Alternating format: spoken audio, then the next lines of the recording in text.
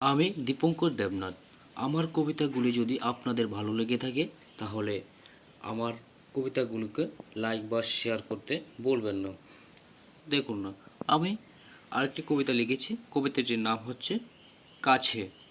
কাছে আছে তবু দেখিতে না পাই, আমরা কার খুঁজে দূরে যাই। মনের মতন করে খুঁজে বেড়াই, তবু দেখিতে না পাই। দেখুন না, কাছে আছে তবু দেখিতে না পাই। এটার মানে কি? দেখুন, আমাদের মা আমাদেরকে জন্ম কর্ম সব কিছু দিয়ে থাকেন, আমাদের বাবা, তবু তাদেরকে আমরা অনিবার্য তাদেরকে দেখতে না পাই। তারা কাছে থেকেও আমরা তাদেরকে দেখতে না পাই। কিন্তু আমরা দেখেছি, আমরা অনেককে দেখেছি যে সকালবেলা ঘুম থেকে উঠে ভগবানের প্রার্থনায় লেগে যায়, কিন্তু তাদের আর তো আমরা চোখে দেখতে পাই না। কিন্তু মা বাবাকে তো আমরা সবাই দেখতে পাই। তাহলে আমরা মা বাবার সেবা কেন করি না? ফুল দুব্বা তুলসী পাতা দিয়ে পরনে কত সুন্দর মালা, তবু ভাই পূজা করি কত বেলা।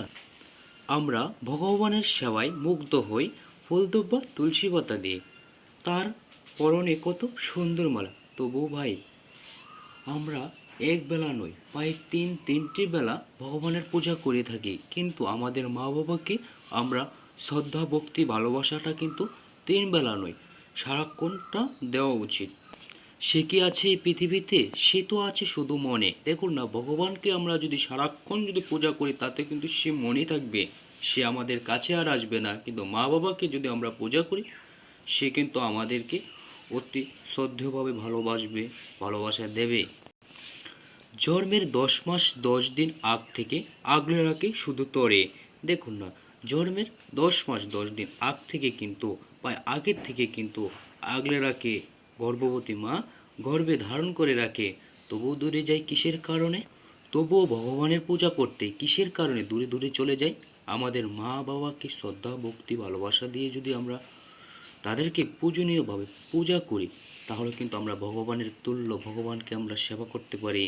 বৃন্দাবন আর মথুরা আছে ঘিয়ের মাঝে, তবু কেন ভ্রমণে যাই কিসের তরে? দেখুন না, বৃন্দাবন আর মথুরা কিন্তু সব কিন্তু আমাদের ঘরের মাঝে আছে, তা কিন্তু আমরা দেখতে পাই না। তবুও কত টাকা, কত পয়সা, কত অর্থ বিলম্বন করে আমরা ভ্রমণে চলে যাই ভগবানের সেবা করার জন্য। মাতৃসুলভ মাতৃদুগ্ধ মাতৃ ভালোবাসা কাছে আছে তবু দেখিতে না পাই। দেখুন না, মাতৃসুলভ মাতৃভক্তি মাতৃ ভালোবাসা সব কিছু আমাদের ঘরের মাঝেই আছে, তবু আমরা সেটা দেখতে পাই না। কি দেখি?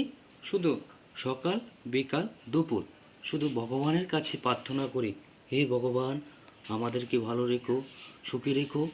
কিন্তু একবার মাকে আমরা যদি বলি, মা আমাকে তুমি আশীর্বাদ করো, আমি আমি সেবা করতে রাজি, সে তো অনেক মন ভরে আশীর্বাদ দেবে, সামনাসামনি আশীর্বাদ দেবে। কিন্তু ভগবানকে যদি আমরা বলি সে কিন্তু আমাদের মনের প্রেরণা দিয়ে ভালোবাসে, আমরা কিন্তু কাছে দেখতে পাই না।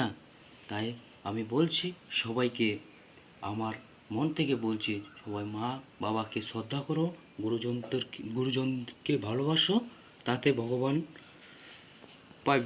পেতে অসুবিধা হবে না। ভগবান পেতে হলে মাকে শ্রদ্ধা করতে হবে। এ বলে আমার কবিতাটি শেষ করার পক্ষ থেকে আপনাদেরকে বলছি অনেক অসংখ্য অসংখ্য ধন্যবাদ।